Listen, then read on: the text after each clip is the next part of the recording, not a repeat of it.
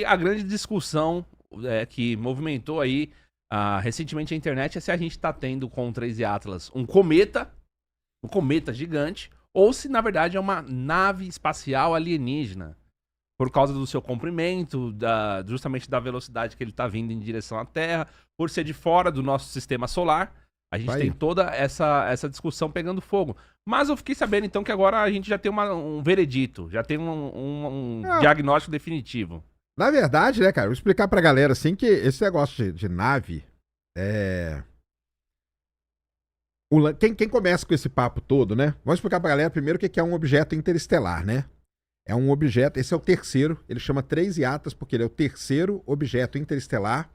E o nomezinho Atlas é porque ele foi descoberto por um sistema de telescópios que fica no Chile chamado Atlas. Entendeu? Por que ele é o terceiro? Porque tem 2 antes. Então, em 2017, nós descobrimos o primeiro, que é o 1I/Oumuamua. Ele tem esse nome aí, é um nome havaiano, porque ele foi descoberto por um sistema de telescópio chamado Pan-STARRS, que fica lá no Havaí. Em 2019, teve o segundo, que é o 2I/Borisov. Ele tem esse nome porque quem descobriu ele foi um astrônomo amador até, olha que legal. Usando um telescópio bem grande, ele conseguiu descobrir e o nome do cara era Borisov, levou o nome. E agora tivemos o 3I/Atlas, que é essa história toda aí. Algumas coisas muito interessantes. Tanto o Oumuamua como o Borisov, quando a gente descobriu eles já estavam saindo do sistema solar.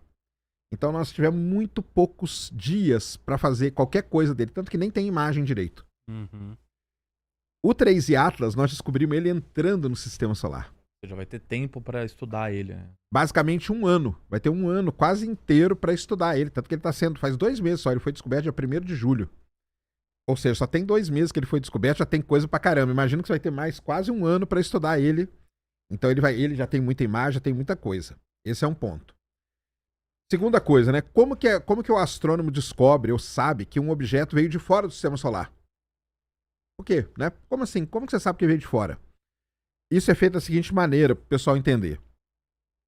Quando você descobre um objeto que está se movimentando, você consegue calcular 2 coisas dele. A velocidade que ele se movimenta e a órbita dele. É a excentricidade. É a excentricidade da órbita. O que é excentricidade? Né? É o quanto que a órbita se afasta ou se aproxima de uma circunferência. Então você tem excentricidade 1, é um círculo perfeito. Qualquer coisa que é maior vai ficando elíptica.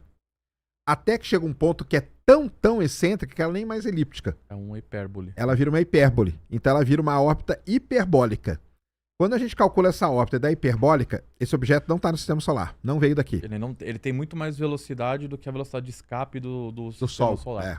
Então ele é como se tivesse o Sol aqui, ele passasse meio que, entre aspas, reto, assim. Ele tá cruzando só, né? Ele não vai dar a volta, né? Ele tá tão rápido que ele vai passar só. Vai ter uma interação gravitacional normal, mas ele não vai ficar preso pela...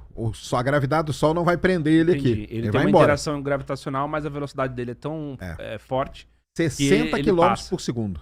É mais ou menos 210 mil km por hora a velocidade dele. Isso aí é uma coisa que impressionou muito, porque ele é o objeto mais rápido que a gente descobriu. Os outros eles não eram tão rápidos assim. Eram rápidos, mas não eram tão rápidos assim. E a velocidade de escape, só para o pessoal entender, do sistema solar, se não me engano, é 42 km por segundo. Então ele está a 60 km por segundo. Ele está muito mais rápido do que a própria velocidade. Por isso que ele vai passar reto e vai embora. Lá em 2017, quando o Oumuamua foi descoberto, apareceu para todo mundo um cara muito interessante. Aliás, eu tive o prazerzão de conversar com ele. Vou até fazer a propaganda. Vai amanhã no Vilela, às 7 horas da noite, o meu papo com ele, a Viloeb. Ah, ele foi lá? Eu conversei com ele, não, a gente fez remoto. Ah, sim. Conversei com a Viloeb. A Viloeb, ele é professor, ele é diretor do Departamento de Astronomia da Universidade de Harvard. E olha o que acontece com esse cara. Quando surge o Oumuamua, ele levanta a questão de ser ou não nave alienígena. Uma coisa muito importante, pessoal. Tem muita gente que fala mal desse cara porque fala que ele afirmou. Ele nunca afirmou nada. Tanto que eu fiz essa pergunta pra ele e ele fica puto quando fala disso. Porque ele falou assim, cara, isso é uma coisa que vai me perseguir o resto da vida. Eu nunca... E você pegar os textos dele, ele faz ensaios muito bons. Ele escreve naquele site Medium, que tem uns textos muito legais dele. Ele nunca afirmou. A única coisa que ele faz é a dúvida. Porque... Ele coloca a dúvida. assim, sei lá, tem a chance de você levantar da cadeira e ir embora, levantar da cadeira e cair, levantar da cadeira e tropecar. E ele listou todas as possibilidades. Ele não falou que era nenhuma delas. Não, ele fala assim, muito provavelmente é um cometa. É um objeto natural. Só que, e se for uma outra coisa? Porque o que ele defende? Ele defende que a gente faça muita imagem. Qual que é a defesa dele? Ele defende colocar observatórios no espaço ou até na Terra para poder fazer imagens boas desses objetos. Porque só com a imagem é que nós vamos. E ele dá um exemplo, cara, que é sensacional. Ele dá um exemplo sensacional. Tanto que ele tem um projeto que tem esse nome por causa do exemplo que ele dá. Ele dá o exemplo do Galileu. Entendeu? O Galileu, quando ele pegou o telescópio dele, olhou para Júpiter e viu as 4 luazinhas ali, aquilo lá na época foi uma coisa mais absurda que alguém podia ter feito. Ele levava o telescópio e mandava a galera olhar. E a galera não olhava. E aí a Igreja Católica condenou. O Galileu ficou preso, ele teve prisão domiciliar. Até Galileu. Morrer. Entendi. Até o resto da vida dele. 400 anos depois, a Igreja Católica veio e pediu desculpa para ele. Entendeu? Mas aí o que ele fala? O que o Aviloeb fala? Ele foi o cara que questionou, ele simplesmente questionou o modelo que estava padrão. Então, uma defesa ao Aviloeb aqui, cara, ele nunca afirmou. Ele só levantou a questão. E a galera, a imprensa, pegou a questão dele, tirou o ponto de interrogação. E soltou. Botou só uma exclamação. Um clássico. E saiu falando, a gente sabe muito bem, né? Um clássico. E saiu falando o quê? Cara lá, astrônomo de Harvard afirma que tem nave alienígena. Tanto que ele criou uma escala dele, que vai de 0 a 10. E o 3 e Atlas é só 4 na escala dele. Se ele achasse que a nave alienígena Não, tinha 10, né? ou 9, né? Então não, a dele é 4 só. Então assim, ele não acha, ele até acha que é cometa mesmo e tal. Só que ele tem umas coisas interessantes, o 3 e Atlas. Então o primeiro é a velocidade, ele é muito rápido. Aonde que ele ganhou tanta velocidade assim? Ele não sabe, teria que pesquisar. Uma outra coisa muito interessante, quando a gente estudou ele com equipamento, a gente descobriu níquel em volta dele. Só que a gente não descobriu ferro. E normalmente os dois estão E normalmente juntos, os dois estão juntos. Ferro e níquel estão sempre junto. Tanto que na Terra, por exemplo, né, o núcleo... O núcleo é ferro e níquel. Tá. Então nós só vimos níquel. Qual é o problema disso? Lugares que só tem níquel são o quê? São indústrias que fazem ligas de níquel. Entendeu? Então, tudo isso está nos artigos científicos e tal. Aí o que o pessoal pega? Fala assim, então ele pode ser uma nave toda inteira de níquel. Por isso que a gente só tá vendo níquel nele, entendeu? Então, Tudo bem que uma nave de níquel seria um negócio... Seria uma loucura, né? Idiota, né? O níquel é pesado pra caramba. E aí, né? Outra coisa, a trajetória desse objeto. A trajetória dele é muito interessante. Ele tá meio rasante, passando bem no plano aqui dos planetas. E ele vai conseguir cruzar. Ele não vai cruzar a Terra, mas ele vai passar perto de Marte e perto de Júpiter. E quando ele passar perto de Marte, Marte vai estar do outro lado do Sol e nós não vamos conseguir ver direito. Então, o que a galera fala? Tá escondendo, né? Exatamente. A órbita dele não pode ser por acaso. Essa trajetória dele foi escolhida por alguma civilização inteligente para passar por ali. Entendeu? Então, por conta dessas características aí, o pessoal saiu levantando. Aí ficou falando que a nave é alienígena, que não sei o quê. E assim, eu gogosto da certeza. A certeza que é maravilhosa. Do tipo, pô, é mesmo, tá ligado? É isso mesmo. Mas assim, aí o pessoal fala, não tem cauda. Não tem cauda, ele tinha uma cauda na frente e tal, um negócio diferentão. Só que aí agora, semana passada, sexta-feira, na verdade, semana passada, apontaram um dos maiores telescópios da Terra para ele, o Gemini Su, um telescópio de 8 metros, e apareceu a cauda bonitona lá, igualzinho um cometa, entendeu? E quanto mais ele se aproximar do Sol, maior essa cauda deve ficar em tese, né, pelo menos. Exatamente. E aí nós temos... O complicado é se não ficar. Aí os caras... Então aí vamos lá, vamos para as complicações. Vamos falar as datas importantes, tá? Pra galera guardar aí, ó. Guardem as datas. A primeira data importante para esse objeto é dia 29 de setembro. 29 de setembro ele vai passar pelo periélio, que é o ponto mais próximo do Sol. Isso é muito importante porque pode ser que ele forme uma cauda muito grande. E se depois que ele passar perto do Sol, ele não aparecer do outro lado? Aí tem a galera levantando essa questão. Mas bateram o martelo de que é um cometa. Não bateu o martelo ainda. Não? Não. Só tem um jeito de ter certeza, é ir lá, né? É ir lá. Ele pode ser não... um asteroide, pode ser um outro objeto, pode ser qualquer coisa. Mas quando ele passar perto do Sol, a tendência é o quê? Porque ele tá envolto numa nuvem zona de gás e poeira ali. Na hora que ele passar perto do Sol, muito provavelmente isso aí vai sair dele. O vento solar começa a empurrar também, né? E aí essa cauda aumenta porque aumenta a temperatura e tende a emitir mais gás também. Ou a cauda dele aumenta, ou limpa tudo isso e aparece uma nave do outro lado. Porque assim... o que o pessoal tá falando. Porque o cometa, a cauda dele não é que como se você vê um meteoro assim, né? Na Terra, você vê que ele fica a trilha, né? Sim. Ela fica sempre pro lado oposto do Sol. Porque o Sol tá mandando partícula e ele forma essa cauda por causa disso. Aí, então, assim, quando ele chega mais perto do Sol, a temperatura tende a aumentar. E aí a pressão do gás dentro é maior, né? E aí vai começar... Então, se tiver água mesmo, né? Muita água, ele começa a soltar mais ainda, né? Então, é um efeito... Toda a parte de cometa, ele é meio parecidão, né? Assim, agora, se um negócio começa a não formar a cauda grande e principalmente não mudar a velocidade, porque isso também acontece... Porque quando você tem você tem aqui um objeto, isso aqui seja o cometa, né? E ele começa a soltar gases aqui por causa dessa aumento de temperatura, ele começa a modificar a velocidade dele. Porque esses gases geram um empuxo bem pequenininho e ao longo do tempo você consegue medir. Entendeu? E até a própria pressão de fóton, né? Que a gente chama do Sol.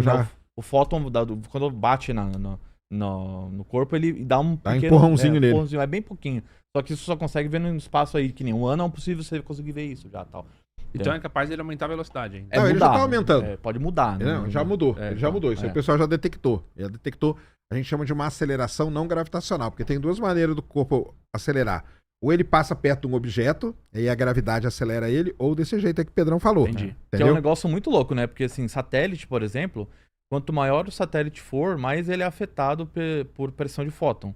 Se você tiver um painel solar gigante, mesmo que o satélite estiver longe da Terra, sei lá, 300 mil quilômetros da Terra, ele vai sofrer esse efeito mais. Se ele estiver muito perto da Terra, ele ainda pega o resto da atmosfera. E aí tem os dois efeitos. Então isso, quando você pega um satélite que vai ficar pouco tempo, sei lá, 1 ano, isso não dá diferença nenhuma. Agora, quando você pega satélites geoestacionários que ficam 15 anos, aí eles toda hora tem que alguém lá dar uma corrigida na orientação dele e tal, na órbita, porque dá diferença. E quando eles têm que ser muito precisos, né?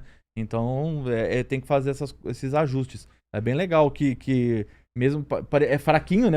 A força que mas vai acumulando, né? Mas vai acumulando com o tempo, né? Isso mesmo. Então, tem isso. 29 de setembro é a primeira data importante dele.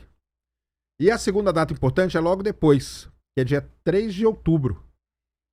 3 de outubro, ele passa perto de Marte. Ele vai passar bem perto de Marte. Ele vai passar 29 milhões de quilômetros só. Isso é bem perto. Bem perto mesmo. Por que é uma coisa boa pra gente? Porque ao redor de Marte a gente tem várias sondas. E tem câmeras muito boas, de muita alta resolução. Então a gente vai poder fazer uma imagem muito boa dele. Nós daqui da Terra não vamos conseguir ver, porque Marte vai estar atrás do Sol. Mas as câmeras que estão lá vão conseguir fotografar ele. E aí depois nós vamos ver as imagens. E em março de 2026, ele passa perto de Júpiter. Vai passar bem perto de Júpiter também. Por que é legal? Porque ao redor de Júpiter tem uma missão chamada Juno. E ela também vai poder fotografar com boa definição o objeto. Então, assim, ele vai ser muito estudado ainda ao longo. Nesse período agora, se vocês entrarem no YouTube aí de noite hoje, por exemplo, vão ver um monte de live, principalmente brasileiros, astrônomos amadores, fotografando e registrando o 3i Atlas. Porque agora, se você tem um telescópio razoável aí, você consegue ver ele bem. Porque já tem a efeméride lá, né? Já tem os dados do posicionamento, é mais fácil, né? Esse telescópio eletrônico hoje em dia, né? O cara... Tem os dados, tem tudo. Então tem uma galera aí. Paulo Cassela, meu amigo lá de Brasília, o Marcelo Domingues também lá de Brasília, já estão fazendo várias imagens. O Diego, que é um cara que faz live todo dia de noite aí com telescópio, tá fazendo imagens maravilhosas também. Aquele outro menino lá, o Thiago Dometes, também é um outro que tem um telescópio grandão, também tá fazendo muita imagem dele. Então, assim, ele tá sendo estudado muito. Isso é muito legal. Por quê?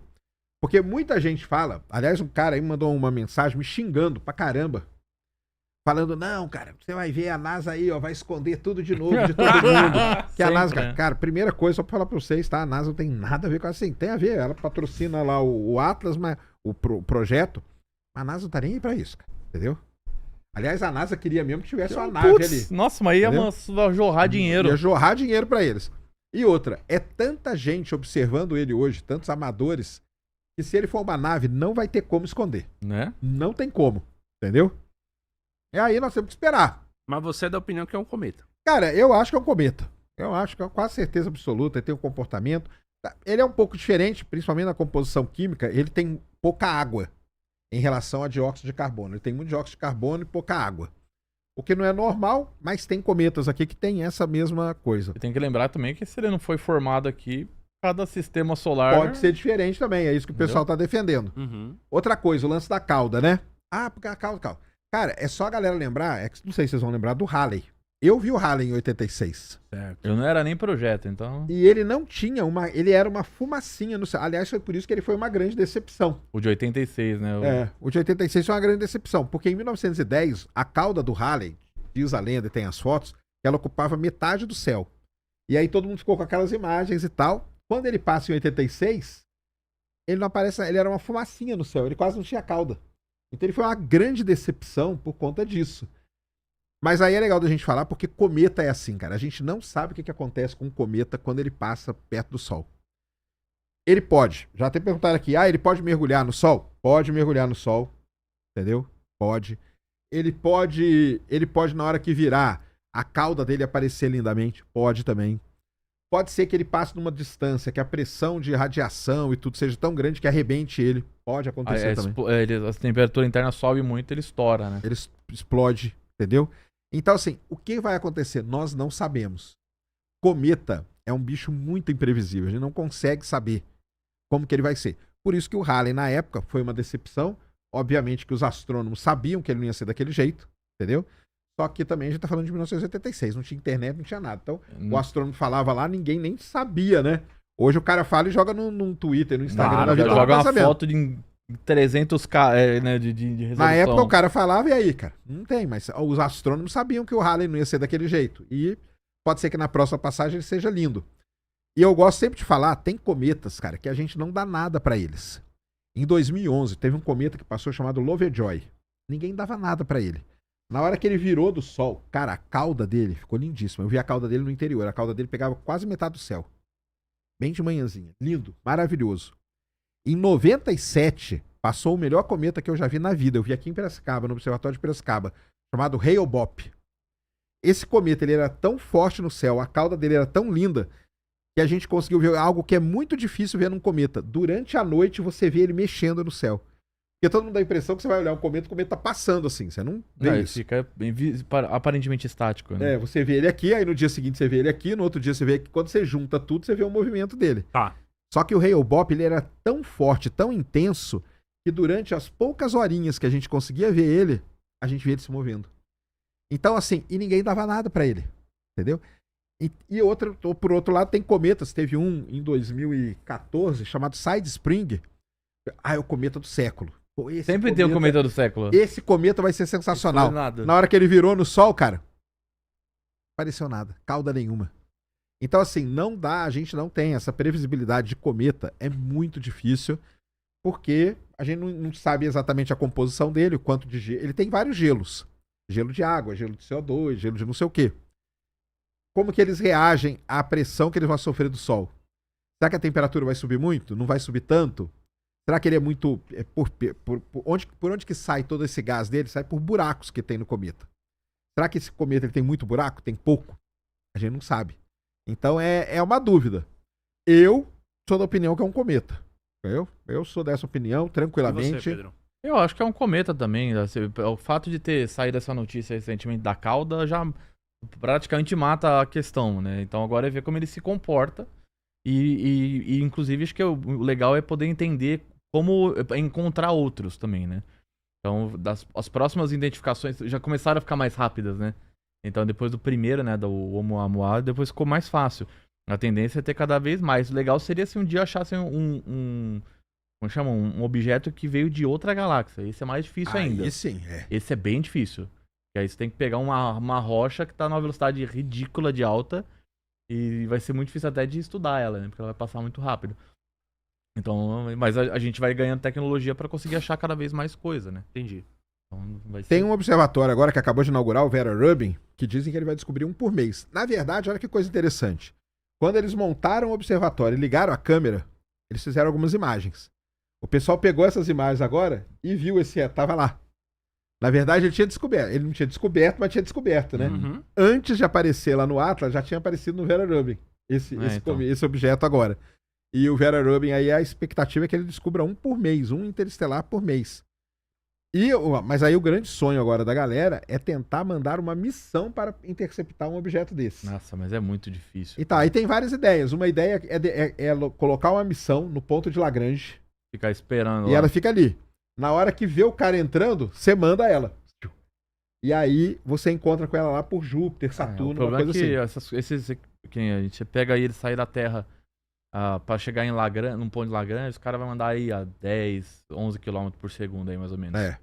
Agora, a acelerada que ela vai ter que dar vai ser violenta. É muito bruto, você vai ter que um negócio muito grande que é basicamente combustível só, né, propelente, e acelerar e ainda tem um controle muito bom, né, disso tudo. Então é muito difícil. Mesmo se você usar como iônico, né, tal, tem que ter iônico não dá, porque iônico é devagarzinho. É devagarinho, então. É devagar e sempre, né? Você ganhar o que chama de delta V, né, essa diferença, de 50 km por segundo, por exemplo, cara, é muita coisa. Mas é muita coisa mesmo. Mas tem os planos aí, da galera tentar no futuro, deixa uma sonda ali, e aí vai, ou constrói observatório pra isso, o Vera Rubin já é pra isso também. Então assim, tem muita coisa aí, vamos ver, né? Tem a galera aí que afirma com certeza que é uma nave alienígena. Eu tenho quase certeza que é um cometa, tem todas as características. Quando você faz os gráficos lá e coloca ele comparado com os outros cometas que a gente conhece, ele tá um pouco fora, mas tem vários cometas que têm a mesma característica dele também. Mas no mesmo estilão, né? Então, o tipo de gelo é o mesmo. Aí você vai falar assim, mas e o níquel aí? Daqui a pouco o pessoal começa, mas aí, ó, descobriram o níquel e não tem ferro. Isso é uma verdade. Porém, o equipamento que fez essa detecção, ele não era um equipamento próprio para detectar essas linhas espectrais. E pode ser que ele tenha ferro. Só que a gente tem que observar ele com outro equipamento. Depende de como ele se ferro tá lá dentro também. Né? Depende de como que ele tá e tudo. Mas apareceu uma coisinha ali onde era para ser o ferro. Então o pessoal acha que tem que observar melhor e tal, não sei o quê. Certamente ele tem muito mais níquel. O que é uma coisa diferente. E eu acho que tem que ser diferente mesmo. Porque se ele não veio daqui, se ele é de um outro verdade. A composição dos planetas rochosos no sistema solar é muito parecida, assim. Ela não é... Mercúrio não é absurdamente diferente da Terra, assim. Você pega Marte e a Terra, eles têm muitos minerais ali que são parecidos. Olivina, por exemplo. Tem nos dois, né? Já se sabe. Então, não tem muito pra onde escapar nos planetas rochosos, porque a formação foi a mesma, né? Então, a sopa primordial é igual. É isso mesmo. Tem as suas diferenças e tal ao longo do tempo, mas não é, assim, da água pro vinho, entendeu? É isso. Então tá aí. Temos que esperar aí essas datas. O legal, acompanhe, porque vai ter muita coisa dele, muita coisa. Ele já foi observado pelo James Webb, pelo Hubble, ele já foi observado pela SpaceX, que é uma outra missão. Os maiores telescópios da Terra já observaram ele, o Gran Canarias, que é o maior observatório que a gente tem aqui, o VLT, que é outro grande, o Gemini, que é outro grande, então todos já observaram. Então assim, o próprio Vera Rubin já observou ele, e agora vão observar de novo, porque eles observaram ele quando ele estava muito longe, e agora ele está se aproximando. Uma coisa importante falar, ele não vai passar perto da Terra, tá? Ele vai passar bem longe da Terra. Ele não tem risco dele bater na Terra. O pessoal, não, porque pode ser uma nave, aí os caras vão invadir a gente e tal. Não tem como, a não ser... O que falaram, na verdade, até eu conversei com o Jaime na primeira vez que a gente trocou nesse assunto, eles falaram que era uma sonda. Não dava pra ser uma nave. Então, eles falam que é uma sonda que os alienígenas mandaram pra estudar. Eles estão estudando o trajeto... Quanto tempo demora, velocidade. Os caras têm tecnologia pra fazer isso e tá preocupado em mandar, né? O cara. Só no primeiro. Então, aí você conversa com a Gai, por exemplo, aí entra aqui. Uma coisa legal, daqui a pouco eu falo o que eu ia falar. Tem uma coisa legal do 3 Atlas, que dependendo da imagem que você faz, que você analisa, tem uma coisinha na frente. Então tem gente falando que o 3 Atlas ele é uma nave-mãe. Ele vai soltar uma pequena sonda pra vir. A galera tem umas ideias muito boas, cara, né? Vai soltar pra vir pra cá. Isso aí. Porque o negócio é o seguinte, ele vai passar muito longe da Terra. Ele vai passar pelo Sol. Quando ele passar perto do Sol, a Terra vai estar longe aqui. Então, pra ele falar, ele vai ter que fazer tipo uma esquina aqui pra vir pra Terra. Isso não vai acontecer, cara. Se acontecer isso... Ferrou. Aí, não, Invasão não, se alienígena. acontecer isso, cara, aí, meu, você pega seu cartão de crédito, gasta tudo, aí acabou. Aí não tem volta. Não tem mais Bebe todas e Né? esquece, cara, esquece. Viva Aí não- literalmente como se não tivesse amanhã. Viva mesmo, não tem como. O mais legal é que a galera fala... Aí eu brinquei, né, que tem o grande Richard lá do Galeria do Meteorito. Salve aí, Richard. Que eu fico zoando com ele, que ele fala, o Richard fala que é nave. O pessoal, lá, o Richard fala que é nave. Eu falei, vamos fazer uma aposta com o Richard. Richard, vamos apostar o que você quiser. Eu aposto que é um cometa, você aposta que é uma nave. Aí o pessoal falou assim, Sérgio, se for nave, ninguém vai ter tempo de ver quem ganhou a aposta. Vai ter... Ninguém vai se importar, né? Ninguém vai se importar com essa aposta, não. Lá que É isso mesmo.